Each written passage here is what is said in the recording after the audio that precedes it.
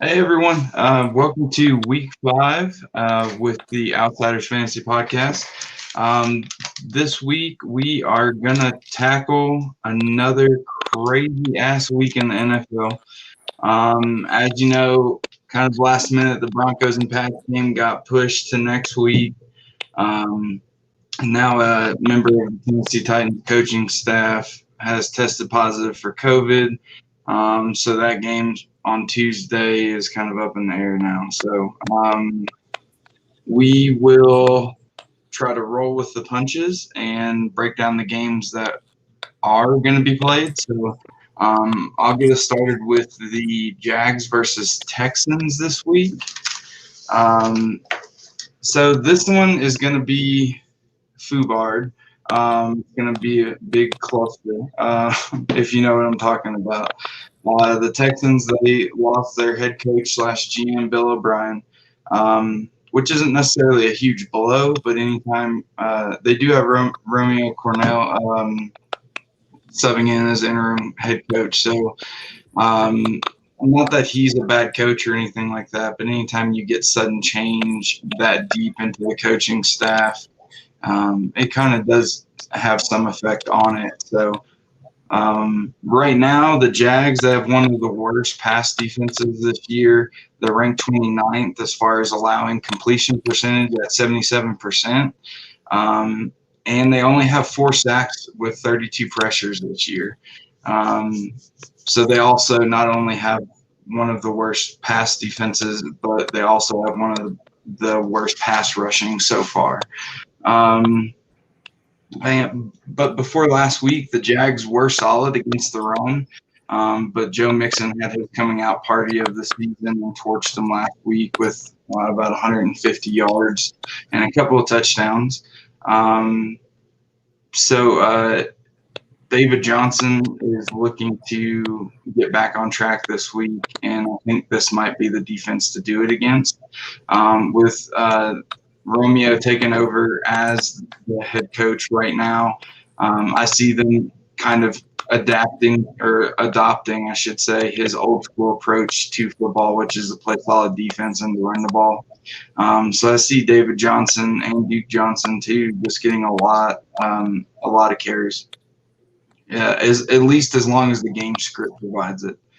And then and that will allow them to get the ball out of Deshaun Watson's hands. He's still getting sacked a whole lot. The Texans are one of the worst in the league as far as allowing sacks. And Watson has kind of struggled to stay upright. So I think they'll try to protect him as much as possible. They'll try to get some identity going with the running game and hopefully try to play some defense, which they have been pretty decent at this year. So, and then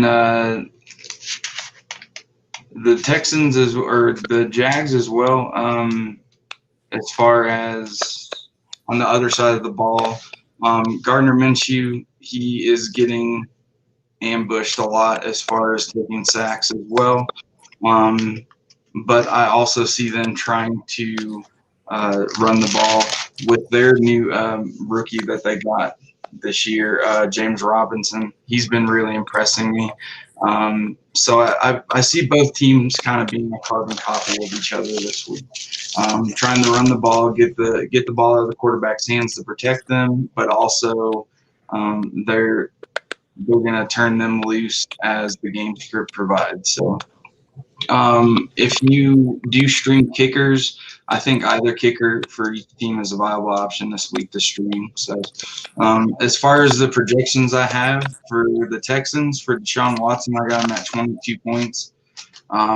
Will Fuller, I got him 13 in a PPR, 10 in standard.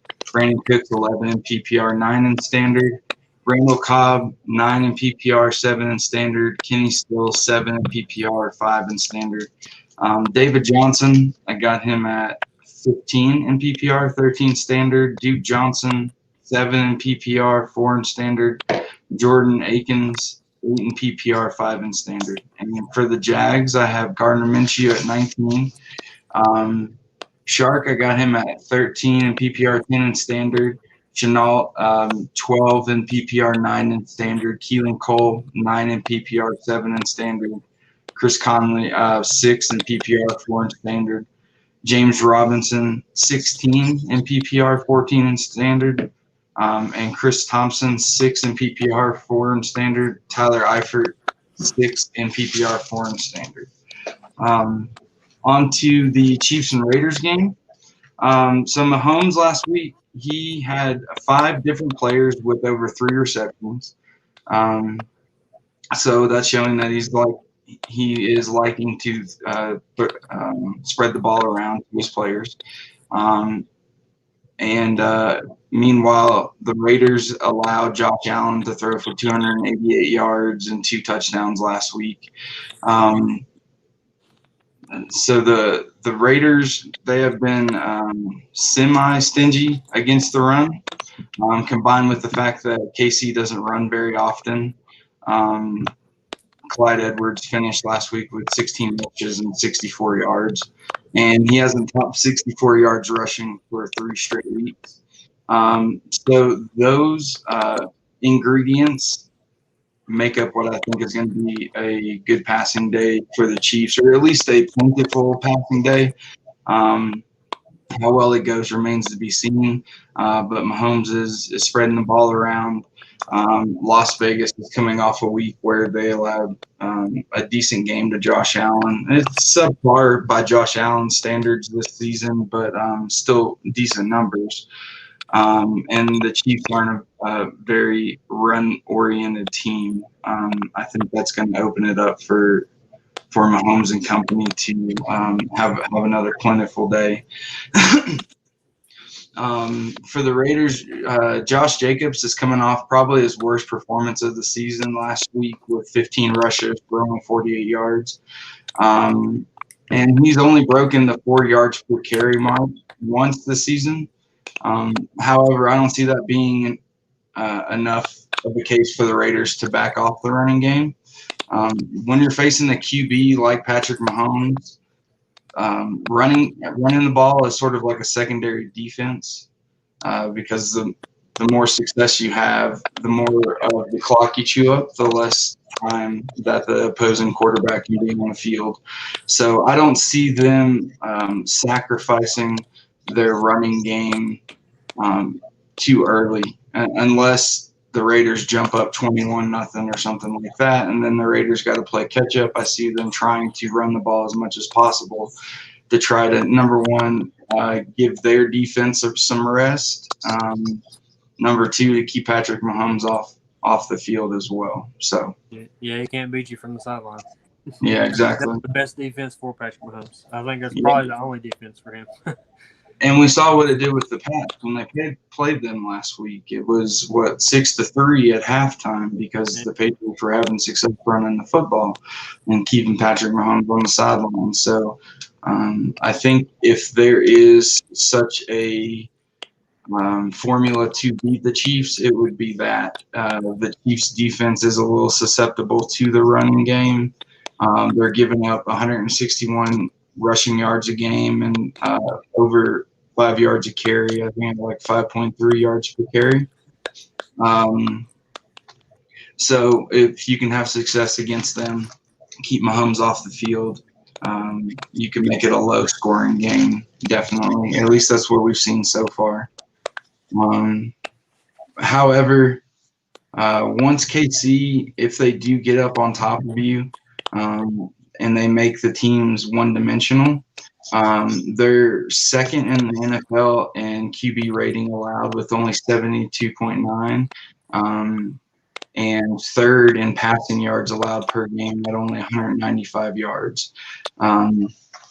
So if you're going to stick with the running game, it's got to work. If not, the Chiefs' passing defense is really, really good because they do make your teams one-dimensional really quickly, and that allows them to pin their ears back, come at you, and just focus strictly on the passing game.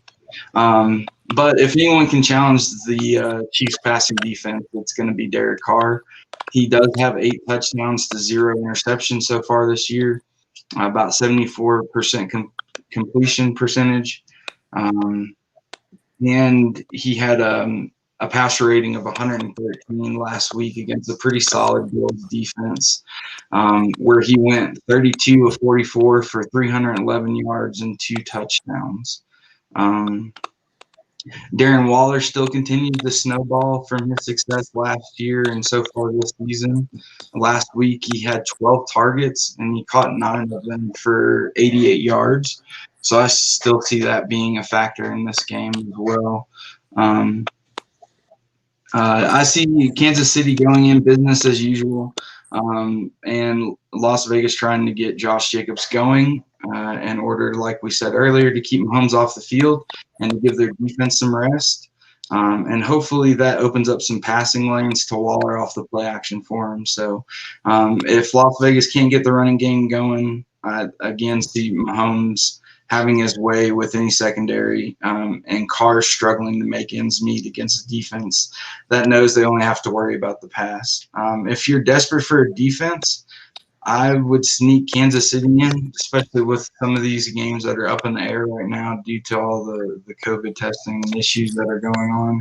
I can see KC kind of having a decent game this week if they can get up early on them on offense. So projections for the Chiefs, I got Mahomes at 25, Tyreek Hill 17 in PPR, 15 in standard, Sammy Watkins 11 PPR, 8 in standard, Mecole Hardman 7 PPR, 5 standard, and then Clyde Edwards 17 in PPR, 13 standard, Travis Kelce 17 and 14 in standard.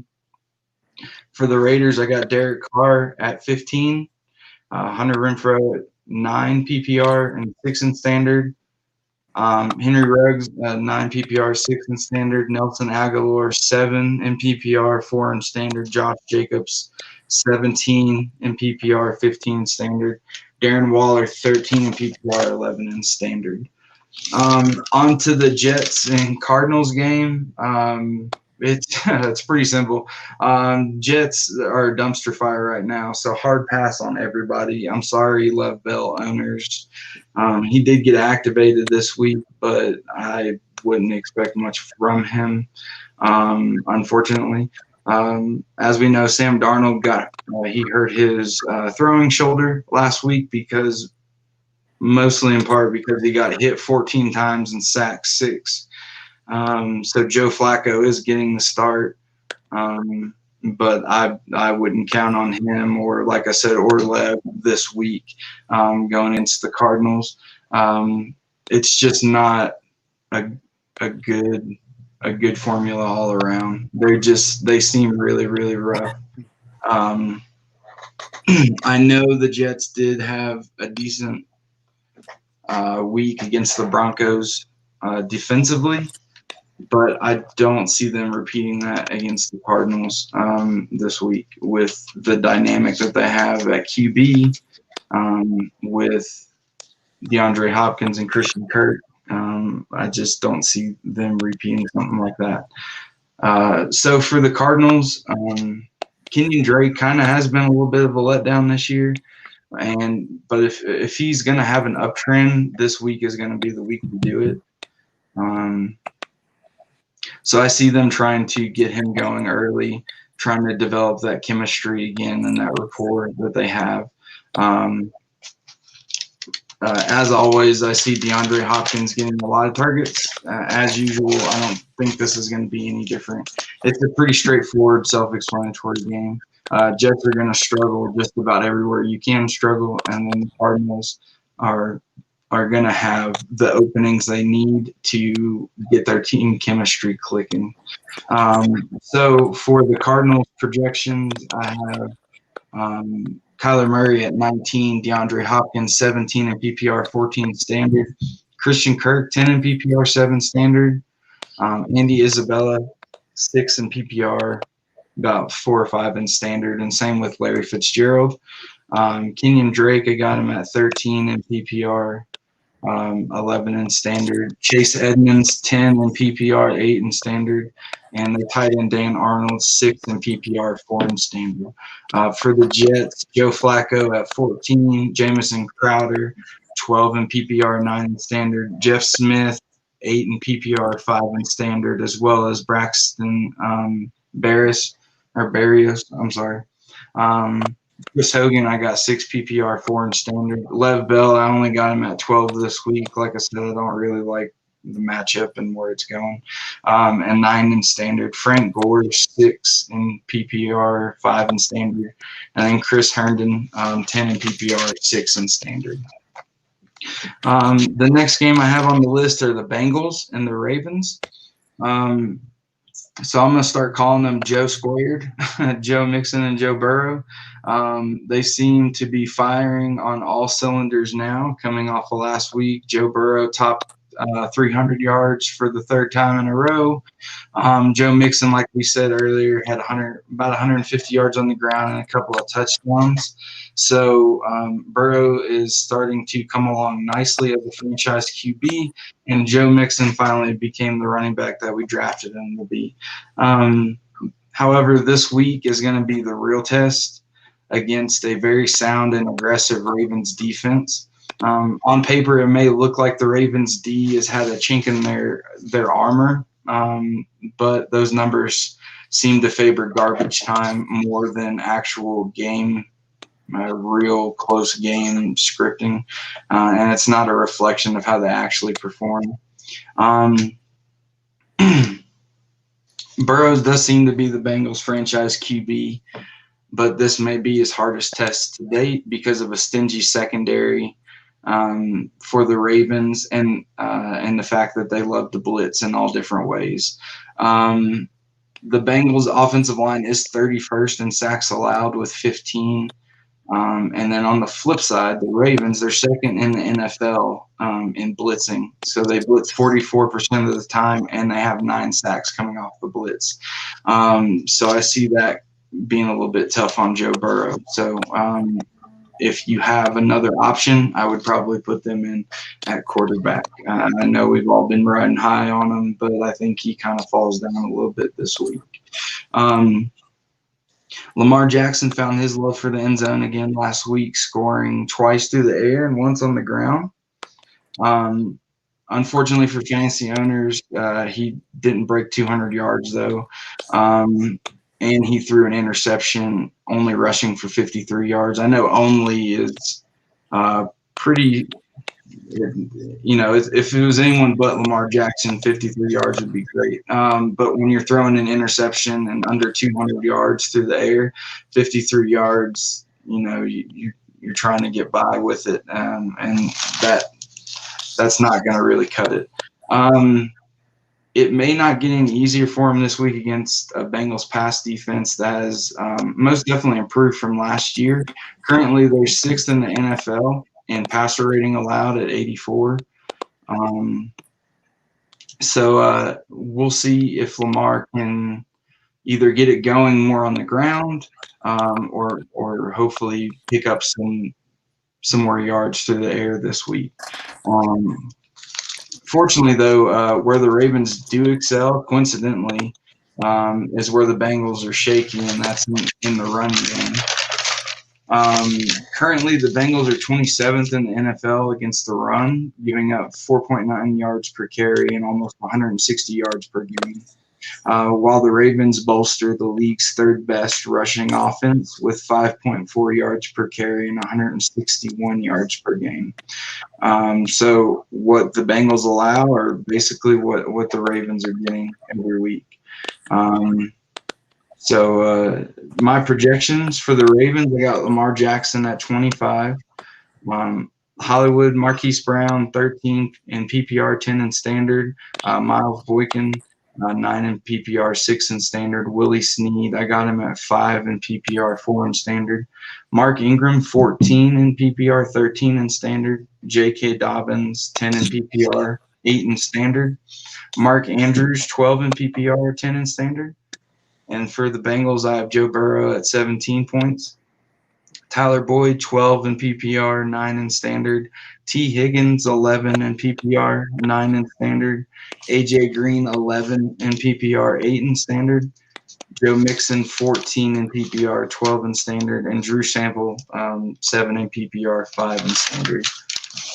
And then on to probably what, in my opinion, is going to be the most interesting and potentially low-key exciting game of the week, the Colts versus the Browns.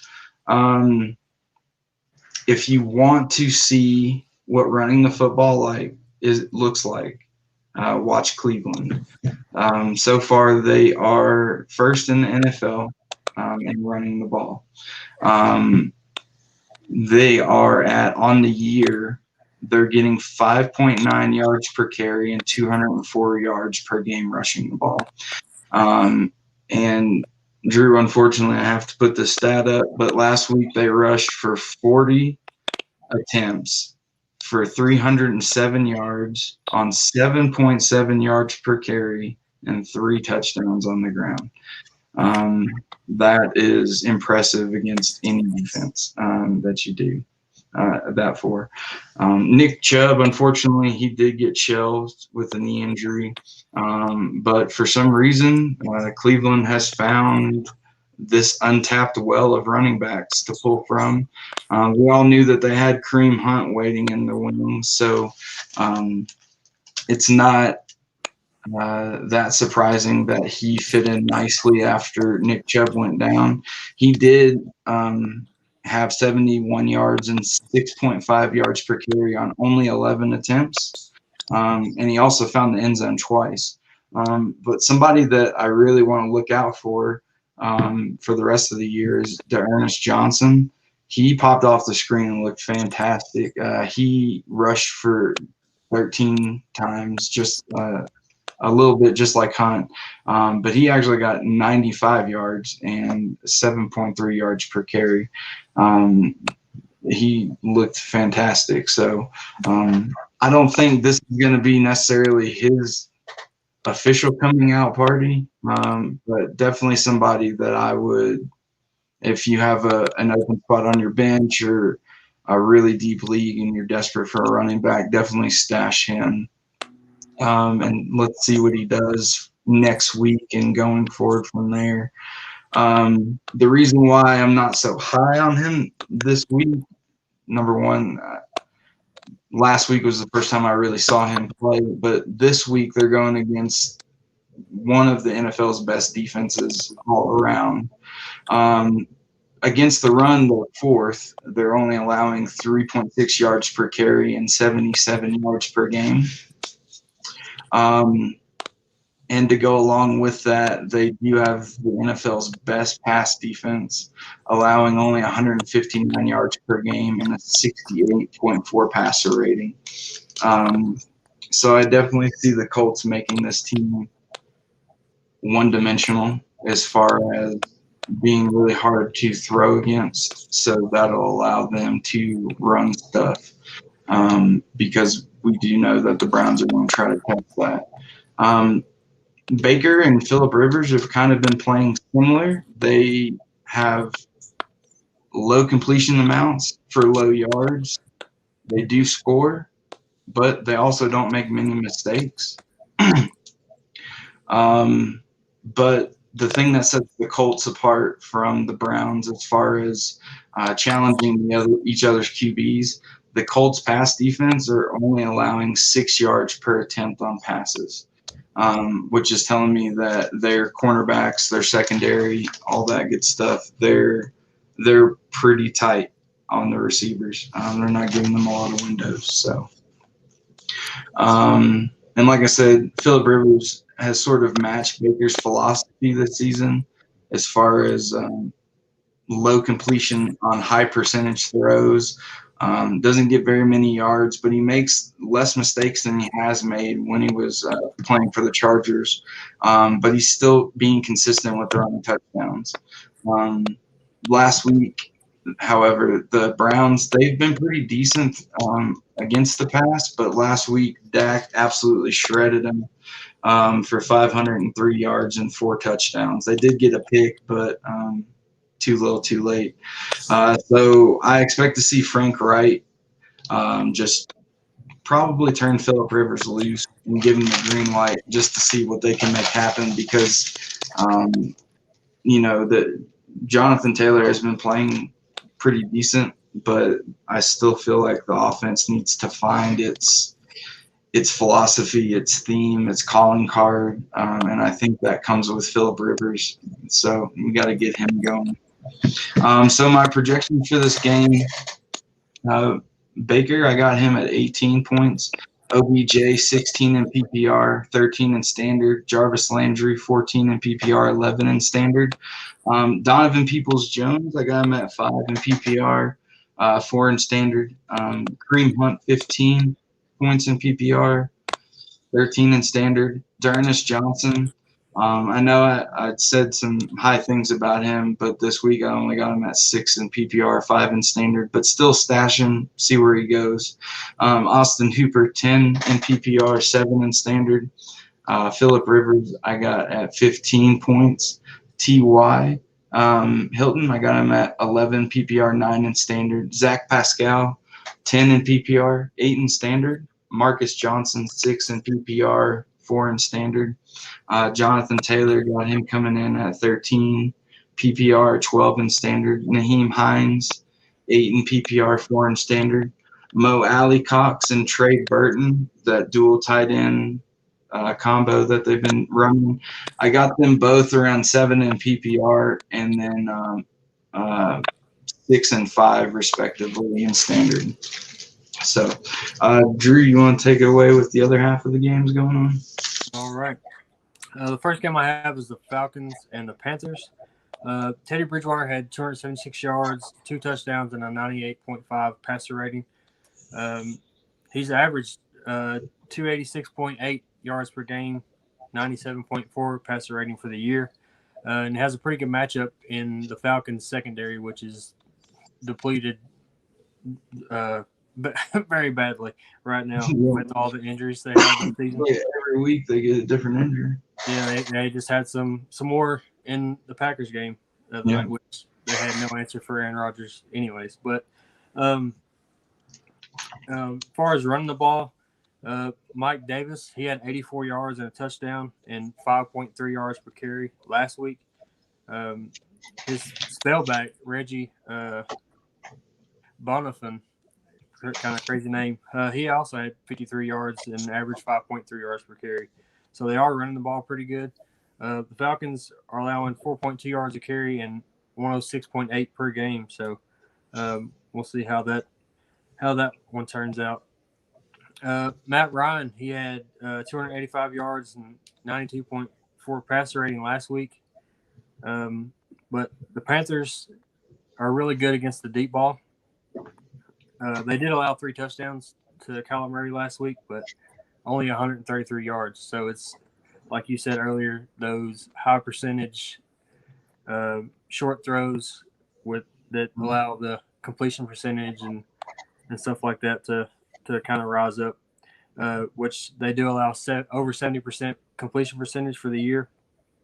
But they are allowing 6.3 yards per attempt, which ranks 3rd in the NFL. So, like I said, they don't get beat deep. They keep everything in front of them. So you just have to kind of dink and dunk and take what they give you. I think where the Falcons will have some success this week is in the running game. They're normally known for passing, but Julio Jones is out this week, and the Panthers are allowing 5.1 yards per carry and 125 yards per game. And Todd Gurley is coming off a game last week where he had 2 touchdowns. So I look for him to be the guy today. Kind of swap that offense around a little bit and show people something different. Hope his knees hold up. Yeah. As far as projections go, Matt Ryan, I got him at 18 points. Todd Gurley, I do have him at 15 points PPR and 12 in standard. I think he'll have a pretty good game. Calvin Ridley, 17 points PPR, 14 points standard. Russell Gage, 13 points PPR, 10 points standard. Hayden Hurst, 10 points PPR, 7 points standard. Their defense, I got them at 7 points. For the Panthers, Teddy Bridgewater, I got him at 16 points. Mike Davis, 13 points PPR, 10 points standard. DJ Moore, 14 points PPR, 11 points standard. Robbie Anderson, 13 points PPR, 10 points standard. Ian Thomas, 4 points PPR and 2 points standard at the tight end position for them. Defense, I got them at 6 points this week. And moving on to the Rams and the Washington football team. Kyle Allen will get the start this week. I'm not sure why they're not going with Alex Smith. I know he has been cleared to go. Maybe they're still kind of worried about him, want to let him progress a little more maybe. Yeah, I wouldn't rush it.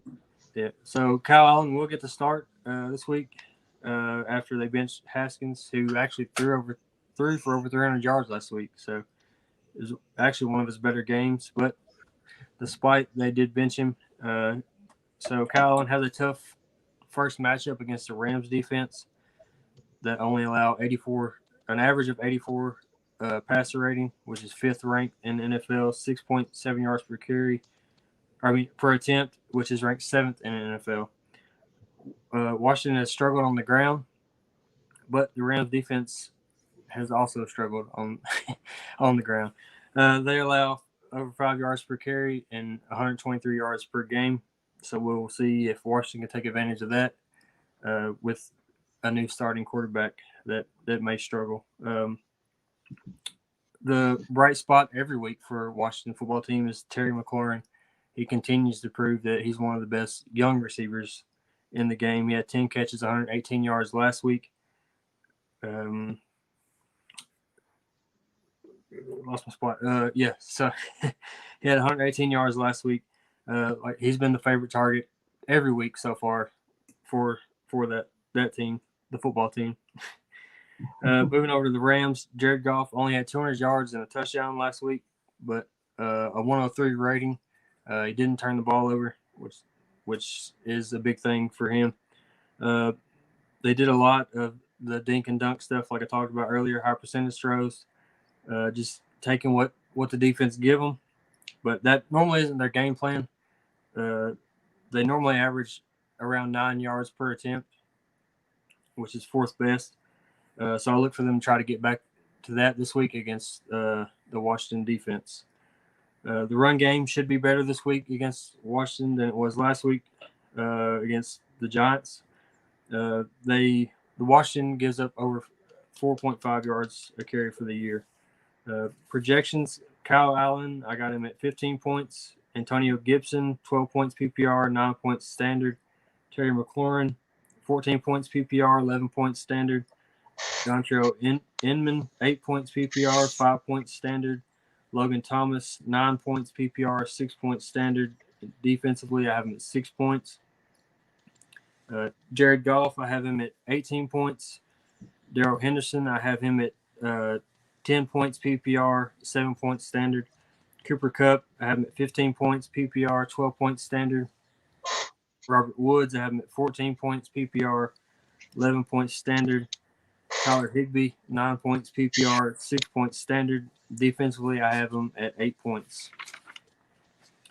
Moving on to the Steelers and Eagles.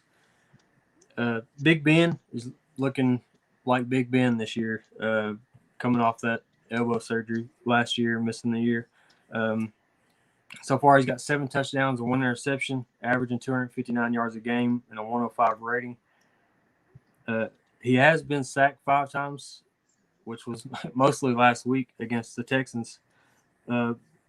This year, they are, like I said, they're allowing 5 sacks. So I think the Eagles' pass rush will come into play. They do have the number 1 ranking as far as sacks go, and the 8th best ranking with 43 quarterback pressures. So I think that will play a big part in this game. James Conner is averaging 5.6 yards per carry this year. but will face a tough run D in the Eagles that only allow 3.8 yards per carry and 108 yards per game, which ranks 12th in the NFL. Carson Wentz, on the other side, will be running for his life the entire game against the Steelers defense. Yes, he will. If it wasn't for an unplanned bye week last week, they could very well be the leader in sacks. They have 15, right behind the Eagles, 17. So, and they lead the league in pressures with 59. They only allow 86.9 passer rating, which is 7th best. 59.8 completion percentage, which is 3rd in the NFL. The Eagles have allowed 14 sacks on the year. So, like I said, he will be running for his life the entire game.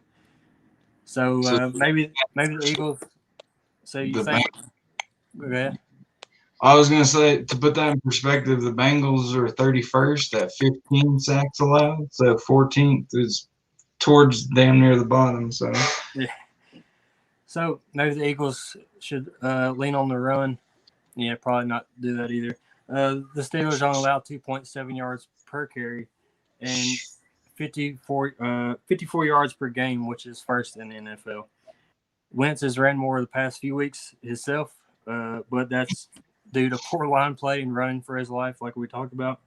The Eagles have some offensive linemen, so yeah, like I said, he's running for his life, and maybe that contributed to him struggling in the passing game because he has 4 touchdowns, 7 interceptions, and a 66 passer rating for the year.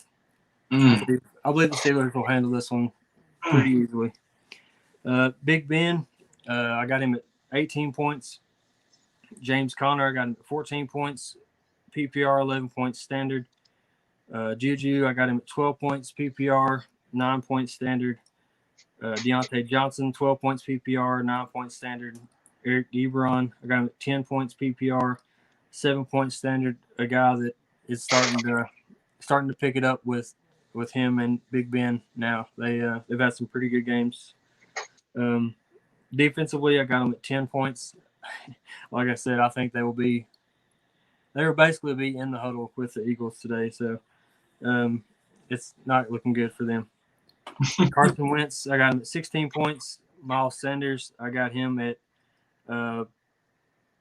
12 points PPR and 9 points standard.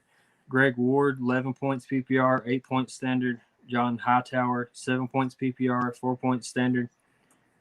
Zach Ertz, 12 points PPR, 9 points standard. Defensively, I have him at 6 points. Moving on to the 49ers and Dolphins. Some good news for 49ers. They're getting some people back this week offensively anyways. Jimmy G is expected to start, which I think they missed him pretty bad. They did go 1-1 while he was out, but one of those games I believe was against a lesser team. I believe it was the Jets that they played. They had the backup in there. George Kittle came back in a big way last week with 15 targets, 15 catches, 183 yards, and a touchdown. So, FYI, he is back for sure. Him and Kelsey are one of the few tight ends you can pretty much, if they're healthy, you can count on them to get you at least 10 to 15 points every week. Yeah, for sure. You don't see that a lot in tight ends, those big games with a lot of points, but those two can definitely do it for sure. Raheem Mostert is expected to play as well, and he'll have a good matchup against the Dolphins defense, who give up over 5 yards per carry this season. Moving over to the Dolphins, Ryan Fitzpatrick is the quarterback, but he has been the leading rusher for the Dolphins in back-to-back weeks. Nice. He's averaged 5.5 yards per carry and has 2 touchdowns. And as far as passing goes, he had over 300 yards last week, but threw 2 interceptions and had a 66 rating. So kind of balance it out, I guess. I don't. As he always does. Yeah. Devontae Parker has been his main target the whole season so far. Last week he had 10 catches, 110 yards. But they have a tough matchup in the 49ers defense. Despite injuries, they're only allowing an average of 76.6 rating, which is fourth best, and 184 yards per game through the air, which is second best, and 4.1 yards per carry and 110 yards per game on the ground, which is 14th best. Projections: Jimmy G, I got him at 19 points. Raheem Mostert, I got him at 15 points PPR, 12 points standard. Brennan Ayuk, 11 points PPR, 8 points standard. Samuel, 11 points PPR, 8 points standard. George Kittle, 16 points PPR, 13 points standard. Defensively, I have him at 7 points. For the Dolphins, Ryan Fitzpatrick, I have him at 17 points. Myles Gaskin, 13 points PPR, 10 points standard. Devontae Parker, 14 points PPR, and 11 points standard. Isaiah Ford, 8 points PPR, 5 points standard. Mike Gesicki, I have him at 10 points PPR, 7 points standard. Defensively, I have them at 5 points. Moving on to the Cowboys and the Giants. And, man, the Cowboys defense is the definition of a dumpster fire. But offensively, their passing offense is averaging over 400 yards per game, which is insane. That's first in the NFL, obviously. Dak had 502 yards. Yeah, they had 502 yards last week, 4 touchdowns, interception, and a 112.9 rating. The Cowboys' defensive struggles has affected Ezekiel Elliott. And by that I mean they're always in a passing situation. So last 2 weeks he had 12 carries and 15 carries, and he's a guy that normally sees the ball at least 20 times per game on the ground. So that's affected him in that form. But he's got to hold on to it when he does get it. So let's see. But he did have 4.5 yards per carry last week. As I said, he only had 12 carries for 50, and he had 54 yards. The Giants' defense, believe it or not, are pretty good against the run, only allowing 3.6 yards per carry for the year. Moving over to the Giants, Daniel Jones hasn't had a good start to 2020 at all. 2 touchdowns, 5 interceptions, a 68 passer rating. I mean, I don't see it getting any better, although if there's any hope, they do play the Dallas Cowboys secondary today. So, and Wayne Gallman is a guy that last week had 7.5 yards per carry for them. Only had 6 carries, but he made the most of his carries. So maybe they should look to the running game this week more. Dallas coming off that horrible game last week, allowing 307 yards on the ground. As you said earlier, 7.7 yards per carry and 3 touchdowns. But some projections, Dak Prescott, I project him at 23 points, but usually he's averaging about like 55 points per game so far. But realistically, I have him at 23 points. Ezekiel Elliott, I got him at 21 points, PPR, 18 points standard. Amari Cooper, 17 points PPR, 14 points standard. CeeDee Lamb, 13 points PPR, 10 points standard. Michael Gallup, 9 points PPR, 6 points standard.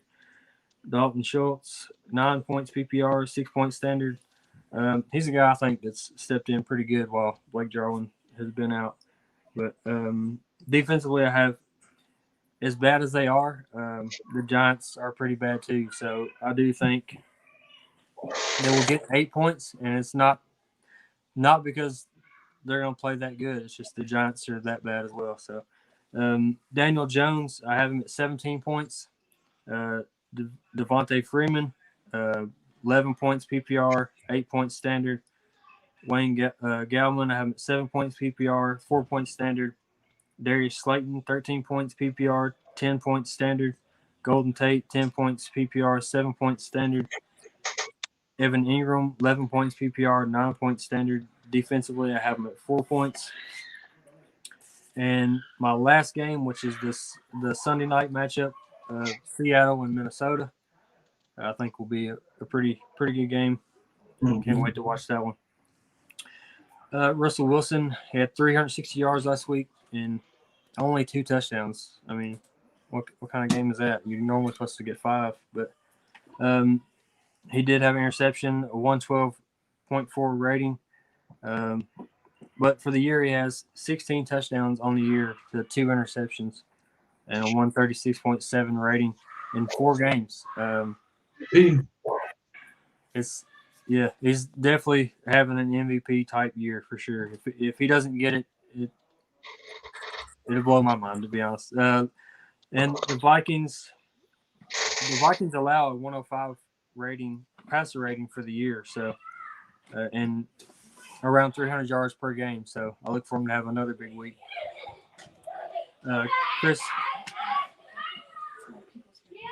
Chris Carson, he had 80 yards and 5 yards per carry and 2 touchdowns last week, but the Vikings are tough against the run, allowing 4 yards per carry for the year, 3.7 yards per carry last week. Moving over to the Vikings, Kirk Cousins had 260 yards and a touchdown and a 127 rating last week. Seattle is allowing over 400 yards per game through the air. That's the worst in the NFL. And I did not expect that after them acquiring Jamal Adams and some of the guys that they have. I didn't expect them to be the worst passing defense in the NFL. Yeah. Dalvin Cook, 130 yards, 2 touchdowns, and 4.8 yards per carry last week. He scored in every game this season. Seattle is pretty good against the run, only allowing 3.4 yards per carry and 75 yards per game, which ranks third in the NFL. So that'll be an interesting matchup there. Justin Jefferson, a guy I picked as a sleeper early on. As we said early on, that it does take the rookies in Minnesota. Zimmer doesn't like to throw them to the fire. He kind of likes to work them in, and he's done that with Jefferson. And the last 2 weeks, he's really stepped up. He had over 100 yards the last 2 games, and I think 1 touchdown. He had over 100 yards last week on 4 catches, so he's got that big playability. Projections, Russell Wilson, I got him 21 points. Chris Carson, 15 points PPR, 12 points standard. Tyler Lockett, 15 points PPR, 12 points standard. DK Metcalf, 13 points PPR, 10 points standard.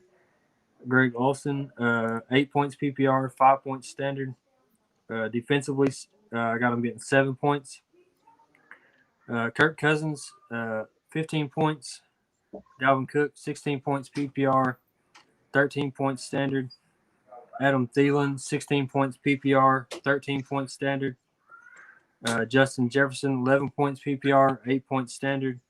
Kyle Rudolph, 6 points PPR, 3 points standard. And defensively, I got them getting 6 points. Cool. So I got some top wide receiver and top tight end matchup. So my top 5 wide receivers this week, I got Deebo Samuel, Tyreek Hill, someone you just talked about, Justin Jefferson, Juju Smith-Schuster, and DeAndre Hopkins. And for the top tight ends this week, of course, George Kittle and Travis Kelce, Darren Waller, Mark Andrews, and Hunter Henry. So, anything else for him? Speaking of tight ends, Robert Tonyan is having a crazy year up there in Green Bay. Yes, absolutely. But Aaron Rodgers has always been a guy that liked his tight ends, even back like Bubba Franks and even Jimmy Yeah. Graham, so to speak. But Jimmy Graham didn't have the success that some of the other ones did. But Well, Tanya, him and George Kittle actually lived together in LA and trained together for a while. So when you learn a little bit about his history, it's kind of like, I mean, it's not, I mean, it was surprising knowing who he was or whatever, but after you see who he spends his time around and who he trains with and all that, I mean, it's kind of, you kind of see why he's doing what he's doing. I, He even looks I, like the same haircut. So and speaking of Kittle and training and Tanya, they come down to Nashville quite a bit and go to Lipscomb Academy where Trent Dilfer is the head coach at now, and train there a lot. And they also go to D1 here in Franklin, Tennessee, with Trent Dilfer.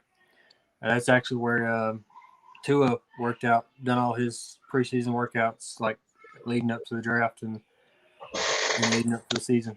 He went and worked out with Dilfer at D1. nice. All right. Well, is that it for him? You got anything else? I think that's it. All right, cool. Well, we'll catch y'all tomorrow night for the Monday night game.